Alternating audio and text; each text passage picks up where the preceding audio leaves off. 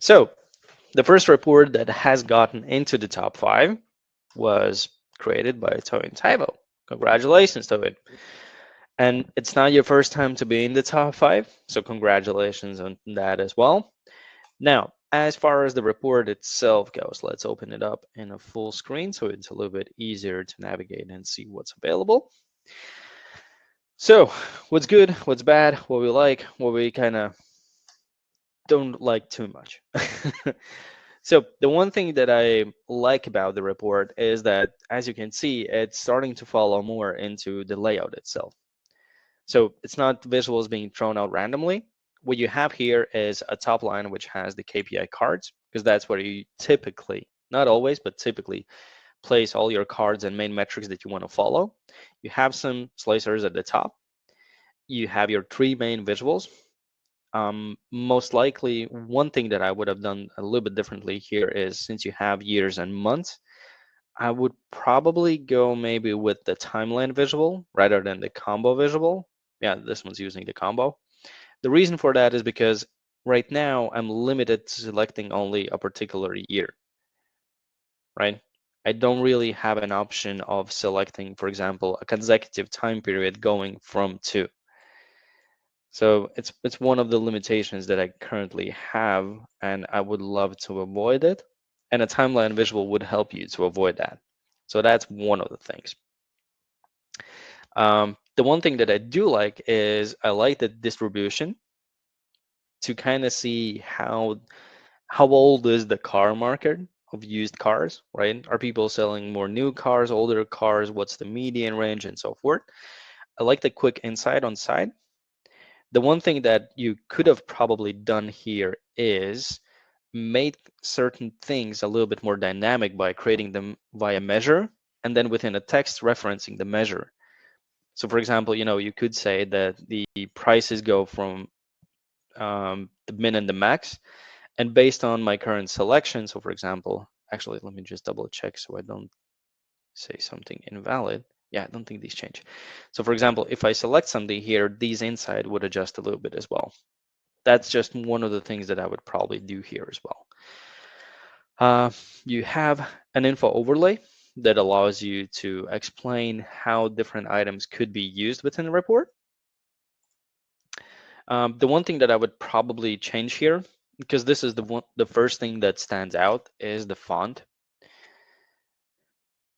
As much as I don't have anything against it, it just stands out very prominently. So I would go with something a little bit more neutral. That's one thing. What else?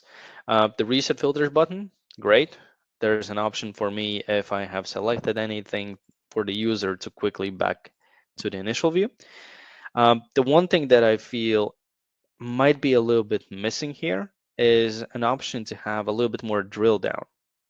So I don't really have a lot of things that I could drill down into and see how they affect anything else. So that's one thing that I noticed here, which kind of perplexed me for a little bit. Like, why not? Let's see. I think I broke the report. Let's go into a focus mode. There we go. Yeah, doing too many actions too quickly.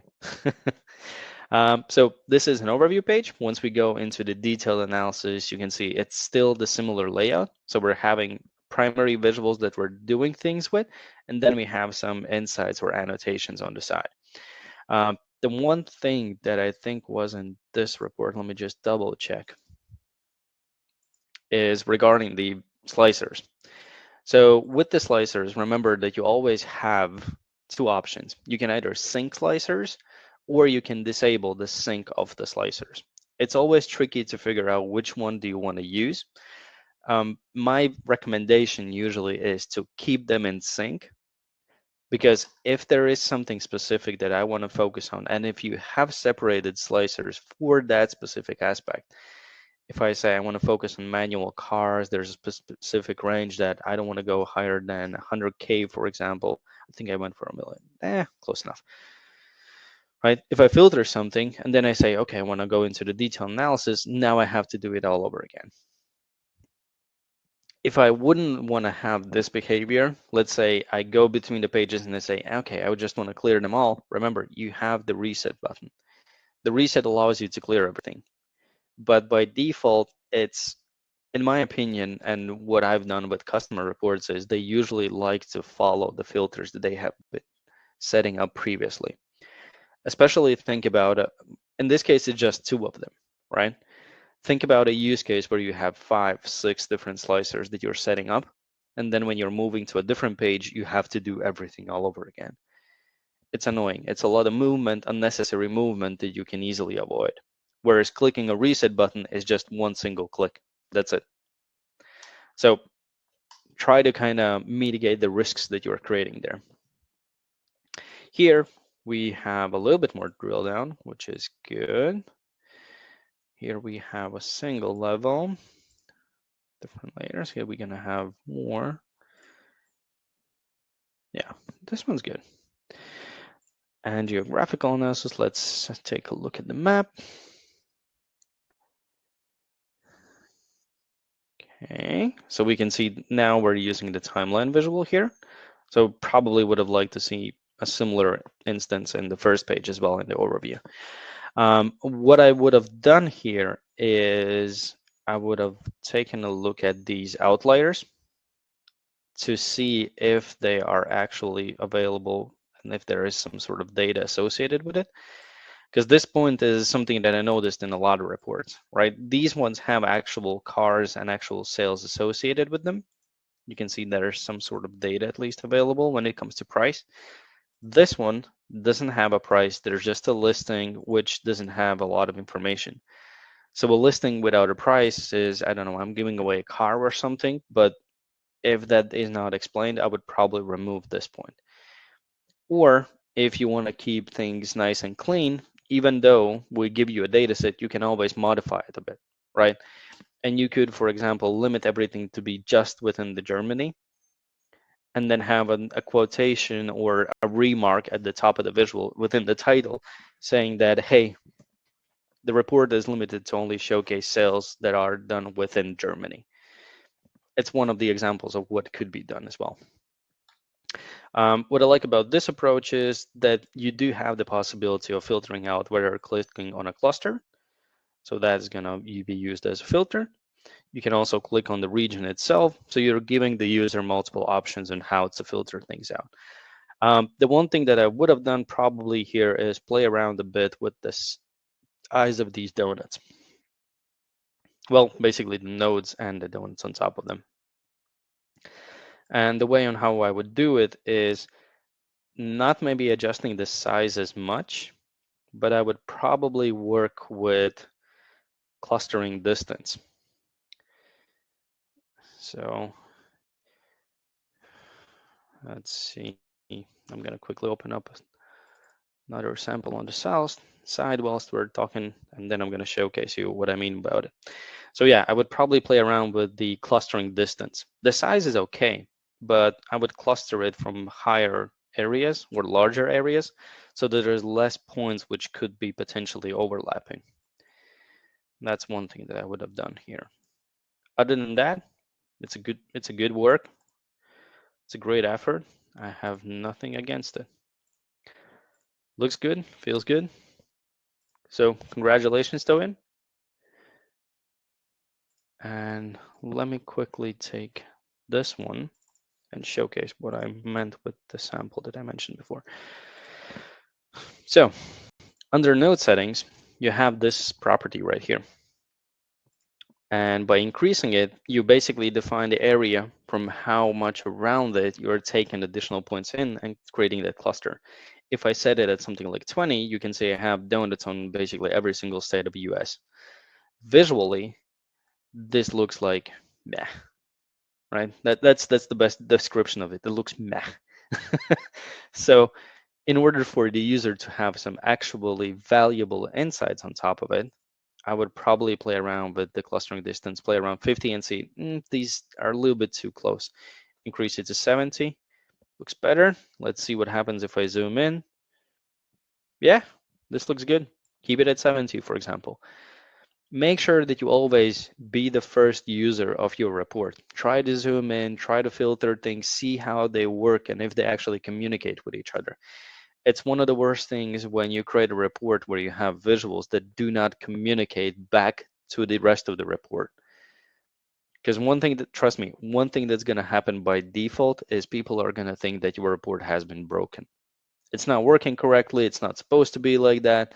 Or if that's the expected behavior and then suddenly they go to page 2 and things get filtered, they're like, okay, why are things different now suddenly, right? You want to make a similar experience on all the pages so they know how to use the report. You do not want to mix and match these experiences.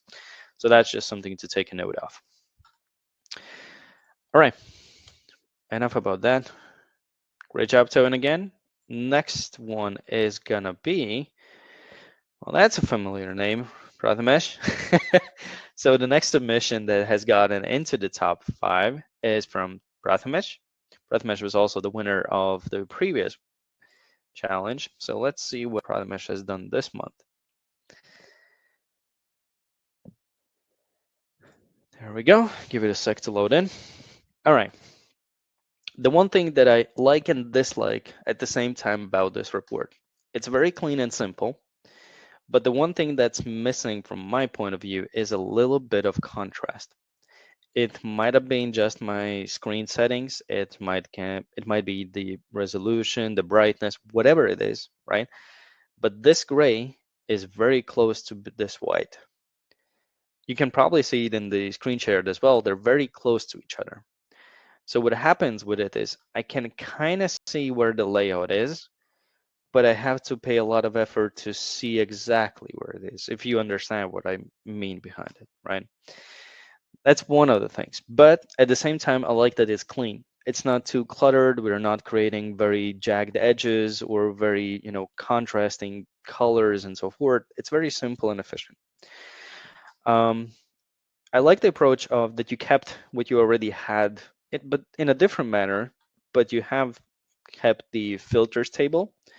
So for those of you who haven't seen this in action is you can apply basically any filter or slicer, whether it's from a slicer, whether it's from a visual, it passes out a filter and that filter is being captured within a table. So that at any point of time, you can take a look at the table and see exactly what has been filtered out. Now with this report, what I just spoke about with Twins report as well, guys, right? Remember, sync slicers. If I go to a different page, I have to do it all over again. Sure, there might be slicers which are not applicable on all the pages, right? Because the visuals might change and certain categories might change as well. But at least keep the slicers synced. That's the way on how I would do it. Some of you might disagree with me. That's fine. That's completely fine. Don't worry about it. But it's the way I would do it. Because remember, again, if I applied like, let's say I started off at sales and I meticulously went with, I want a BMW, I want a 5 Series, I want to have 5 Series bus, okay, sure. I want to have the 5 Series, let's say other fuel type, I want it to run on diesel. Then features, I wanted to have a manual transmission. And location, I currently reside in Berlin, so that's where I want to see the advertisements from, right? 1, 2, 3, 4, 5, 6, 7. 7, right? Yeah, 7. 7 different filters. Now suddenly I go to volume and see the data about that, and I have to do it all over again. Clearing the filters would be just a single click. Think about always mitigating the risks, right? If you can overcome a certain limitation with less clicks, try it out. One thing that I would definitely do as well is remember what I said, right? Be the first user of your report. Try to play around with the filters, try to play around with the slicers, move between different pages, see how it interacts, see if you feel okay with it or you think, okay, I might have done this differently.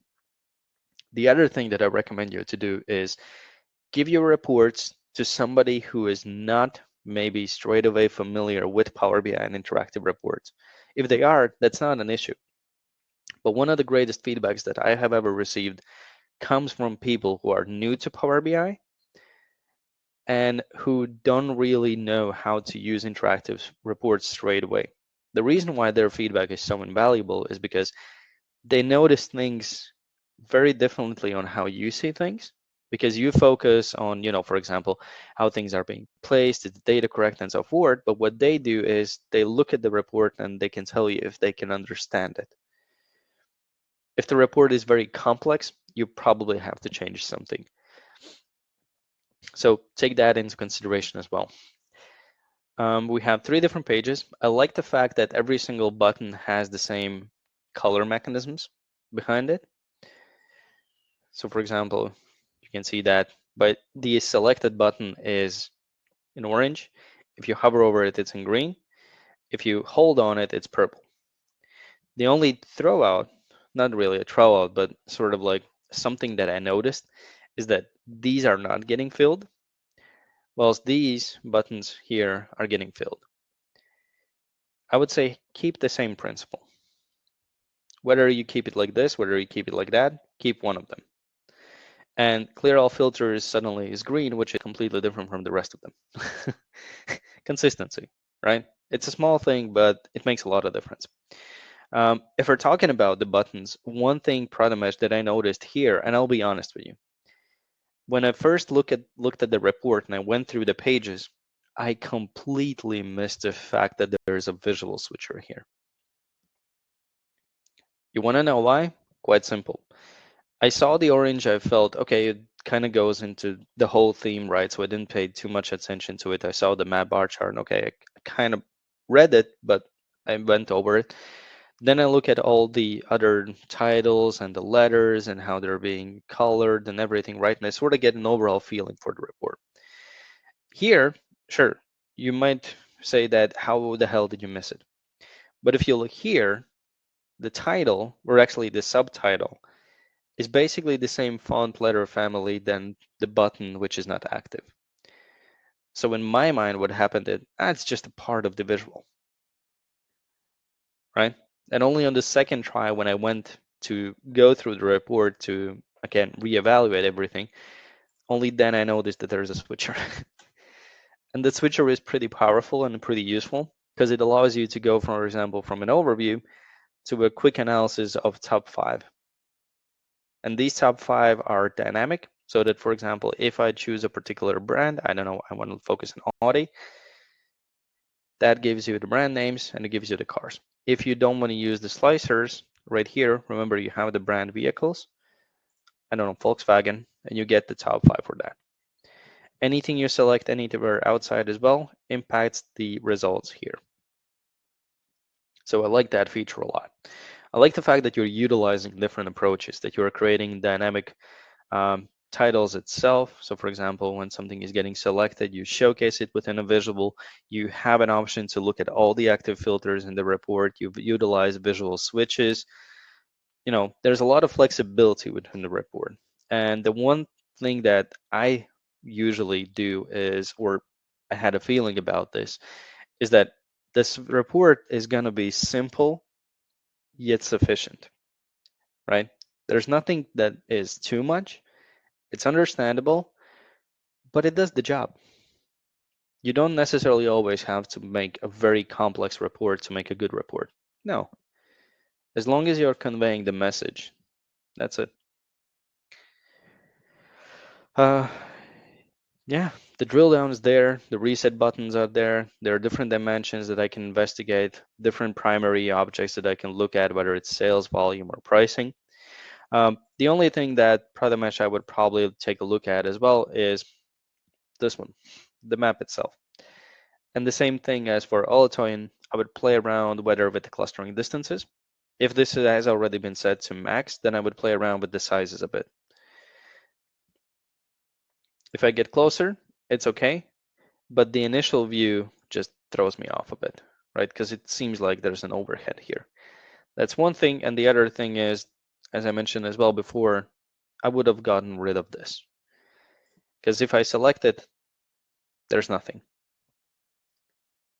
right? So it's absolutely useless.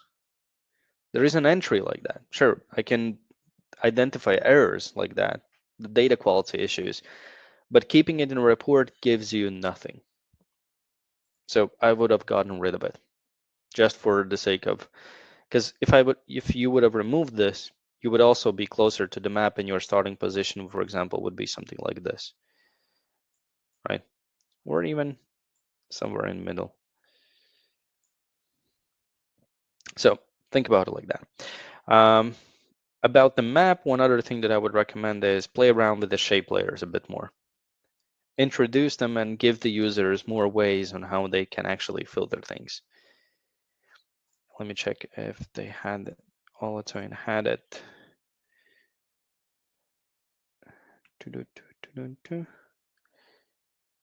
Yeah, the lasso tool.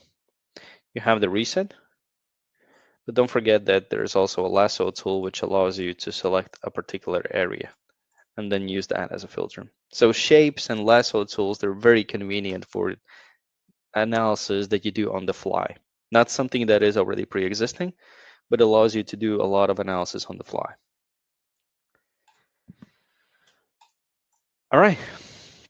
So congratulations again, Promethesh, on being in the top 5 again, and very good job. And I hope that you keep on improving, because I love to see your work. All right, who's next? Let's see. I had these. There we go.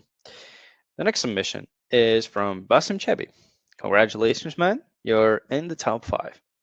Now let's see what you have done with the report.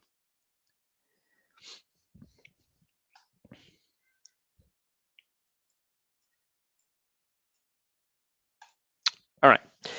So first things first, what I noticed here and what threw me off a little bit is that things felt a little bit out of proportion. Now, it's not the biggest issue because it's easy to fix, right? You would go into the report and you would play around with font sizes, but it felt to me like these are a little bit too tiny. Because you're essentially, if you look at it and, without any bias, you take a look at the card, you see how big the card is, and you're taking maybe 10% of it. So I would play around with the card size, not the card size, but the value sizes. And I think I opened it up, but it should have been in the first page here. So it might have been an oversight on our side. Before going into the report, and I actually like this approach, it's very good. It is to give the users a starting page where they can apply first initial filters to filter out, for example, the brand, the model, the energy, the vehicle type, could be also the transmission type, whatever it is, and then go to the report based on those filters. What I've done is I've just went with the whole data set. I haven't applied any additional filters. So the size of the fonts was one thing, because if you look at it right here, for example, automatic versus the x-axis, right? It seems like this one is twice as big as the details here, which are more important than the x-axis itself. So playing around with the axis is very important because it conveys the message, right? The font sizes is something you need to be able to see always. You cannot miss them. But I like the fact that this report is very simple. There's a donut chart that allows you to choose based on the transmission type and based on the fuel type. You can quickly filter things out. You can take whether you want the car that has been damaged or it hasn't been previously damaged.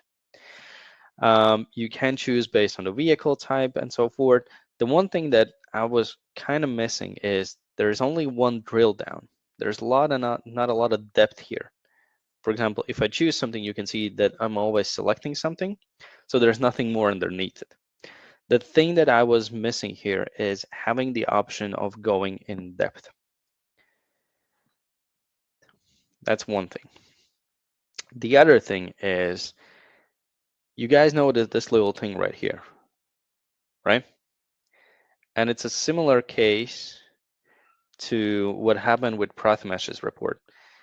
I skipped over this. I didn't even think that this is something that I need to click on. If you click on it, it is an amazing page that was created right here. And it showcases the new card visuals with icons, with specific way on how you have measured things here and showcase whether the motor type and so forth, the RPM, not the RPMs, but I think horsepowers, the brands, the models, everything. I can easily filter it out. So for example, let's say again, the BMW, I want to focus on 3 Series. In the actual cards itself, we're going in ascending order, but I can also click on the visual so it's active. It's going to allow me to do. That's actually getting underneath there. Touche. Yeah, the visual headers for this I would have probably kept maybe to allow the users to say whether they want to have things in ascending or descending. Because if I have a lot of cars, I don't really see how many cars I have here, but within a table, I can just keep scrolling and scrolling and scrolling, and I don't really know what the max value is, right? I don't even know if I'm close to the max value. So having the option of allowing the user to quickly switch between on the sorting mechanism descending or ascending would be a nice benefit here. Other than that, I like the implementation of the map. And the reason why I love it so much here, sure, the clustering sizes and the distances and the sizes of the nodes, again, one of the points that I would have done differently here. But I like the approach of having those individual ads. It's a different take that wasn't really done in other reports, right? I can easily go for something specific, manual, fuel type, diesel, location, Bayern. There we go. It feels very, very fluent and nice. The only thing that I would have done here, and you know, guys, for those of you who have heard my previous webinars as well, one thing that I'm missing in all of these slicers is a search. Sure, I can go through all the options right here, right? But if I wanted to find a specific mark or even location, right? If there's a lot of locations or if there's a lot of values, adding a search is very beneficial. And the way you add the search is quite simple. Let's just add a slicer. Let's have some sort of attribute, for example. Let's make it a drop down. There we go. This is what you have currently. All the values, and I need to find the right one. If you click on the 3 dots right here, also called ellipsis, you can enable search. Don't ask me why it's there. Nobody knows. Maybe the devs know, but I don't know, but it's here. It's one of the well-hidden features of Power BI. So now, if I would want to, I can easily go for something specific. I don't know, bikes, right? I can easily find everything that is related to that. It's a small improvement, but it saves a lot of time. So definitely make sure to think about it next time when you're creating slicers. All right, other than that, it's Bassem. Congratulations on being in the top 5. It's a very well done report, and there are just a few things that I would rework to make it even better. Primarily, the font size is one of them, and adding a little bit more depth. The rest of the things are very specific, very nuanced. Yeah, other than that, good report. And maybe make this one more prominent because I missed it, but it's great. All right, give me just a second. I'm gonna find the reports that I'm missing right now. So we went through Prathamesh, we went through Ayatoin. Yeah, went through Bassem, there we go. Now let me open up 2 more reports which are in the top 5. I just accidentally closed them, so apologies for that, guys. There we go, bringing them in. So another report that is in the top 5 is from Esther. Esther, congratulations.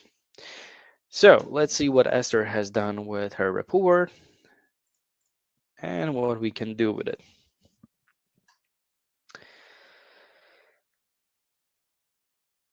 All right, so the one thing that we can definitely see is whenever we open up this report, it feels like the main focus is the map, which if it is the main focus, again, clustering distance, not allowing these to overlap would be one of my primary focuses.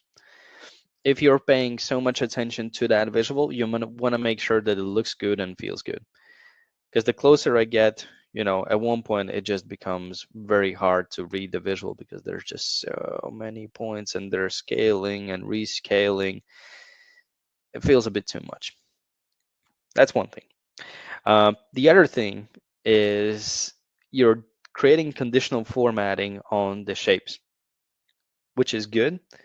But in combination with these nodes, which in some cases basically cover the whole region, it's very difficult for me to use that in an intuitive manner. Because you can see, guys, right, the background is colored in different shades of blue.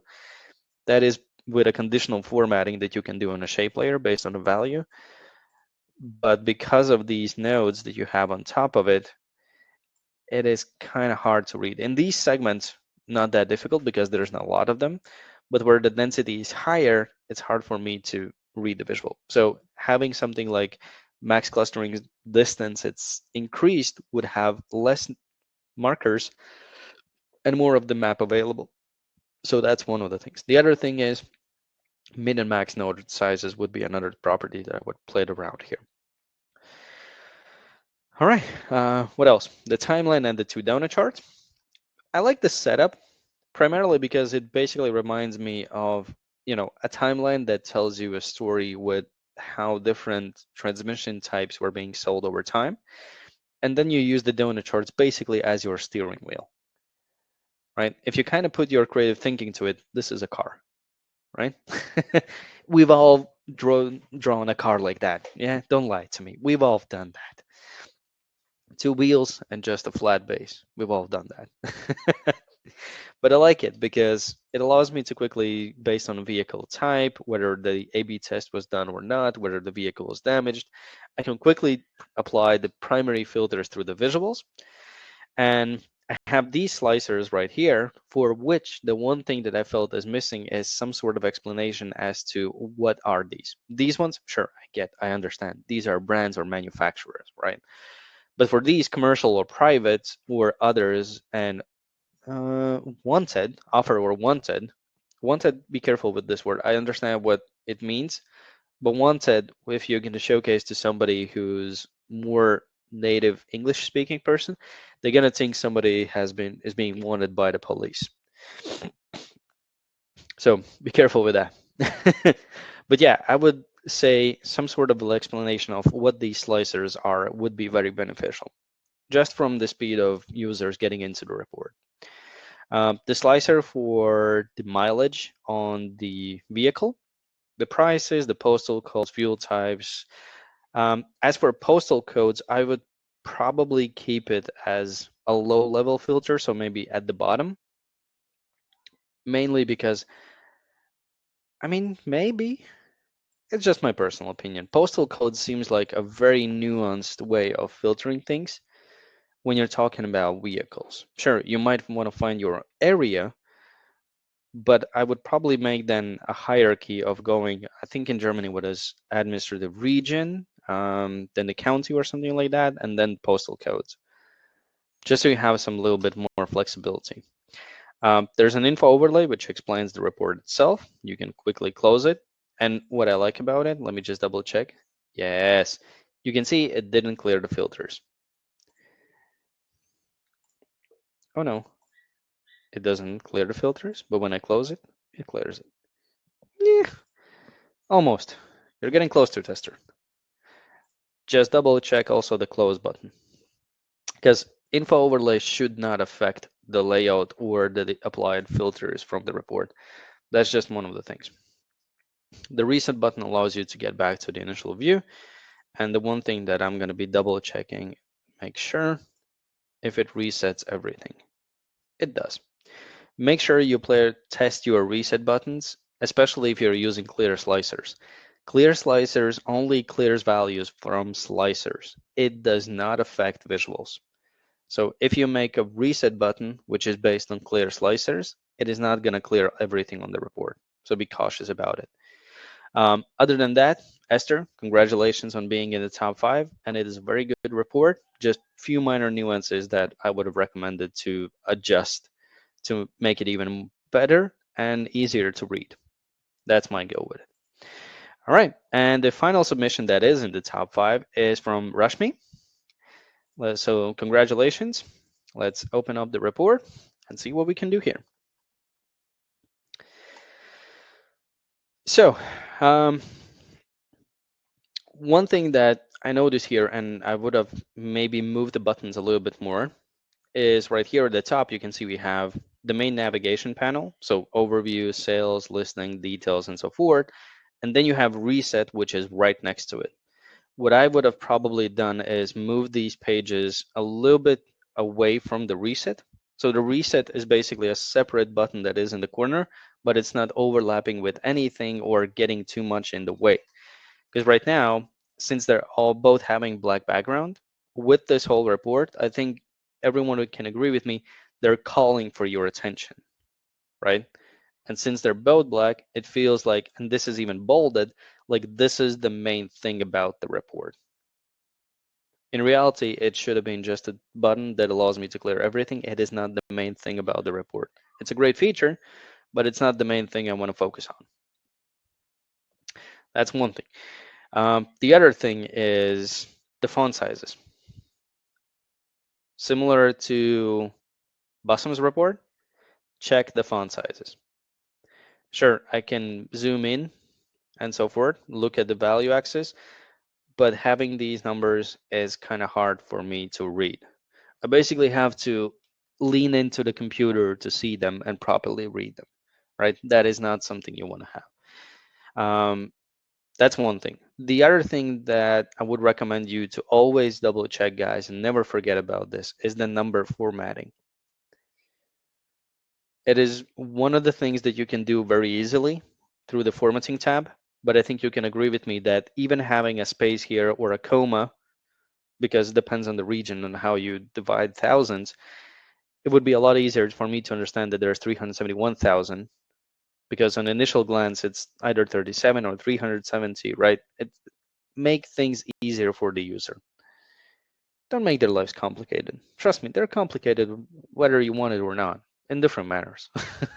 So try to make it as simple as possible. Different brands that I can quickly filter out. That's good.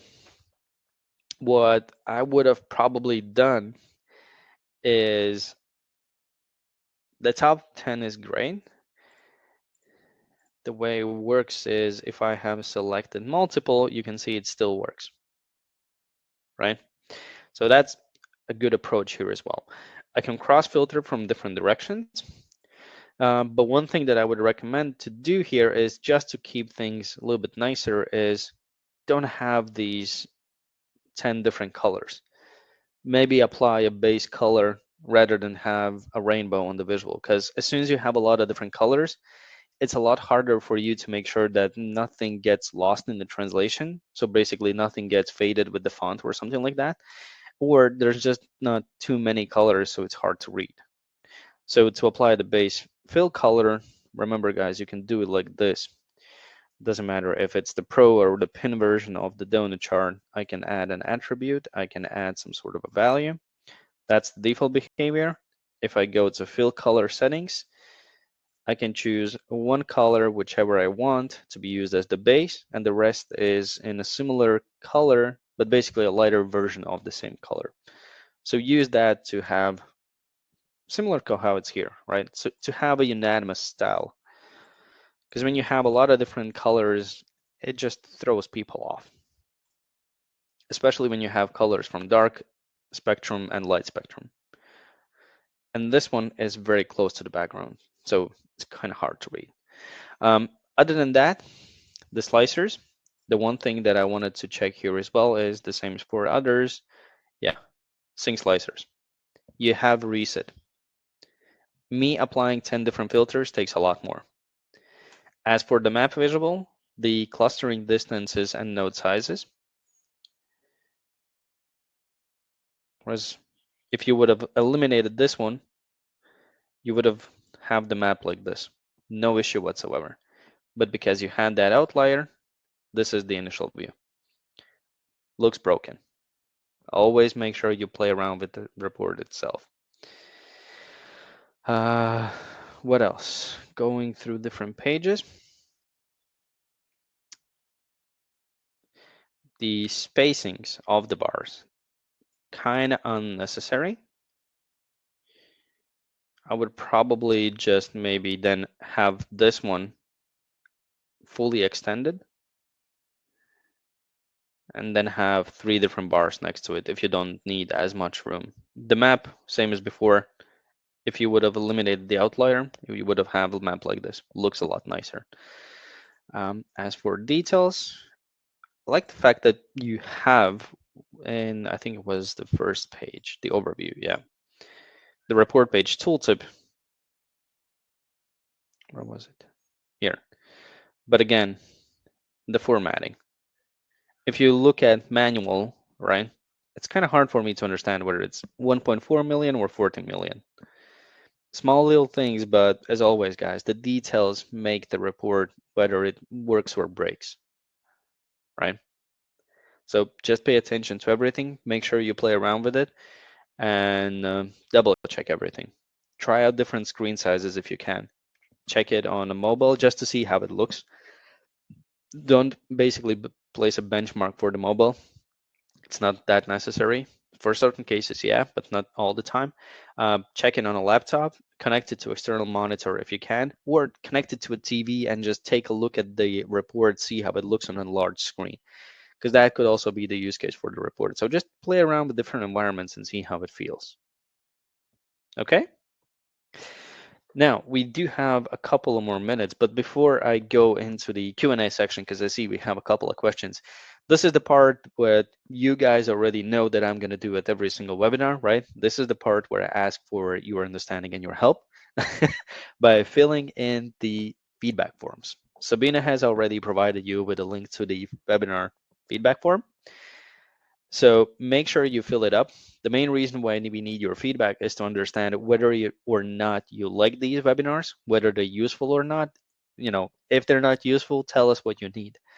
At the end of the day, we don't really want to have webinars just because. We want to make sure that these webinars give you something that is useful, that you're able to learn something, that you feel that it is useful, and you're not wasting your time. The last thing I want to do is waste an hour of your precious time, you know, just going through reports if you don't need to. We'll find something else. We'll find something else to teach. We'll find something else that we can do, you know, as a training module or something. So just let us know about how you feel about these webinars. Good, bad, worst, never want to do them again, everything. And if you have any ideas, let us know what you need. We'll see what we can do about it, right? We're here to support you onto the journey from pretty much like basic reports that have a static layout, no interactions or no cross chart filtering or anything, to the pro reports where you have the possibility of going from an overview into the details and understanding why these details or why this situation has happened, right? This is one of the things that we want to focus on here. All right, from the Q&A section. Question from Prathamesh. As the data set was large, approximately 361K rows, I want to know about the response time of the report. Was the report slow to use? The report was slow. How can we improve the performance following things that reduce the size of the data? Auto date time turned off. Remove one of the columns from the dataset. Cleaning the dataset. Remove one of the elements. So yeah, one of the things that you can definitely do on how to battle performance issues, right, is make sure that you're not loading anything that is unnecessary into the report. And you can do this in multiple ways. One of the ways is you load it into the Power Query, for example, if you have multiple tables. In this case, you had a single table. If you have multiple tables, disable the load to Power BI on those tables that you do not need. That is one of the things that you can do. The other thing is delete the unwanted columns. So if you are not going to be using it, delete it. Every single column, every single entry is data that is used within the report, and that changes the performance of it, right? Every single time you open up the report, it has to go through the whole data set to make sure that it understands the relationships and showcases all the visuals. Remove everything that is unwanted. That's correct, Prometheus. So you do that. The other thing about the reports and the visuals, and if you have calculations, make sure that within Power BI, you play around with, under View, there's a tool called Performance Analyzer. So once you start recording, any interaction that you do, so for example, if I switch between the pages, you can see it gives me a time for all the interaction, not the action, not in, blah, blah, blah, it's getting late, for all the actions that have been done in the report. In this case, I changed the page and the visual was loaded in. If I open it up, I can see how much time was the DAX carry, how much time did the visual take to display, and then there's the others. The tricky thing about others is because it consists of a lot of things. But this gives you at least an understanding, okay, is my DAX optimized? Because it might be the case where the DAX is just too complex and you need to optimize it. Was it the visual that's displaying? If it's the visual, try to see if it works differently with a smaller data set. It could be issue with the visual itself. It could be an issue with the particular formatting option. It could be an issue with a combination of settings, right? Check what is causing the delay and see if you can reprimand it in one sort of way. That's one thing. And the other thing is when you're testing the report, test it in the services. What I mean by this is, yeah, sure, Performance Analyzer is in desktop. I don't think it is in services. If it is, it might have been, I'm not entirely sure. But what I mean by this is when you publish the report to services, usually it tends to work a lot faster and a lot smoother. Check if the performance is okay with you on the services. Because it might be that on the desktop version, it feels a little bit sluggish, but on the services, it's completely fine. So make sure you just play around with the services and check if the report feels good or not. If not, then go back to the desktop and see, for example, first step, the performance analyzer, what is causing the delay. That's one thing. Remove everything that is unwanted, step two, and a few other things that you can do. Apply the data model. Make sure that you create dimensional tables. So split one massive table into multiple smaller ones. Basically create a data model. And what else you could do? Make sure you assign data formats. Do not leave data as a general. Define the layout, not the layout, but the format for it, whether it's a number, a decimal number, or whatever it is. Another one from Prathamesh. In scenarios where removing columns might not be an option, how can improve the performance? Clean them, that's one thing. Go through them, make sure that there's not unnecessary characters, like, if it's something that has any special characters or something, see if you can remove them. That's one of the things. If you still want to have those columns in the report, one of the ways on how this can be mitigated is by creating dimensional tables and splitting them to another one. What I mean by this is, for example, in your report, Prathamesh, you actually did this in a very good manner. So for example, car, features, location. If you split all of these things that are defined under car in a dimension table, rather than have it in the original massive table and then connect them via an index, the report would work faster. Because when it's a part of a massive table, Power BI basically has to go through the whole table, filter things out, and then showcase you the result. If you create a dimension table talking to the fact table that's in the middle with all the entries and keys, then you basically, from the dimension table, you say, hey, I'm looking for BMW. The BMW is being passed to the table based on a key. The key is filtered, and then you showcase the result. It is a faster flow. So that's one of those ways on how you can improve it. Olitune had a question. Is the search feature necessary in the slicer even when the list just has a few data in it? Of course not. It is definitely not necessary if you have like 2 or 3 options, right? Like fuel type. Well, there's few of them. Model, yeah, for example, model, right? You need a search here. If it's something that can easily be with a yes, no, or three, or like this one, you don't need a search. It's not mandatory. You need search, I would say, as soon as you go outside of the borders of what you have within the list, that is when you need a search function. So if the size of the visual, you have to scroll, you need a search. If it fits in, why bother? You see everything. You don't need to search for it. If you have to scroll, you need a search. That's it. All right. What else? The main thing, right? So who actually won? That's the main reason why you're all still sitting here. All right. So let's make a drum roll, please. You on your side. I'm going to do one on my side in just a second. Let me open up the winners page. There we go. Drum roll. And the winner is, congratulations, Prathamesh. You won another challenge. It's a great report. There are a few things, of course, that can be improved upon, but that's what it's all about, right? Seeing what else can be done to make it an even better report. To everyone else who was in the top 5, it's a very good job done. Don't worry that you didn't win it, right? It's not all just about the fact that you're winning these challenges. It's about the fact that you're advancing your skills with Power BI reports. For those of you who have been with us for multiple challenges, you can probably agree with me that the first submissions that you created are drastically different from what you have today. And it's one of the cool things that I like about my job, to see how you have actually progressed through time, to see how you're trying new things, and just, amaze me in different ways. So it's one of the things that I'm always happy to see. But yeah, Prathamesh, congratulations, man. It's, I think, your third victory altogether, right? So kudos. Congratulations, man. And for everyone else who didn't make it into the top 5, what about it? Don't worry. It's nothing to be, kind of ashamed of or sad about. Life is life. You're not always going to be in the winning list. It's just make sure that you learn something new from every experience.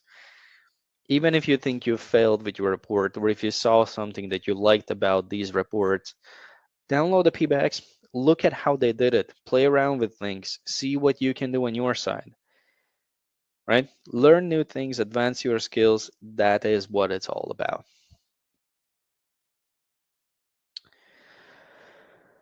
All right. I think that's going to be it for me. I actually took 10 extra minutes from your time. My apologies for that. I hope it was worth it. Other than that, I am happy that you were able to join me here today. I'm hoping to see great reports in the next challenges.